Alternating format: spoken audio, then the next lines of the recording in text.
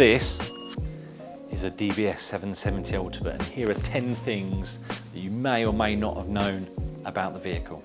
Number one, the bonnet. You cannot miss a DBS 770 bonnet with all these new heat evacuation and flow from the bonnet, and this is a one-off bonnet for DBS 770. Number two, these honeycomb wheels, which are a nod to Victor and Valkyrie. Number three, the extra aerodynamics on the side of the vehicle at the back here. Number four, we have this extra bit of aerodynamics on the back of the car as well, creating more downforce.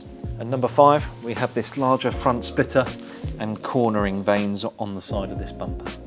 And number six, it's in the name, 770 PS. Number seven, saving 7 kilos, we have a 70 amp hour lightweight battery in the back of DBS. Number eight, these carbon shell lightweight seats. I mean, they are just mega.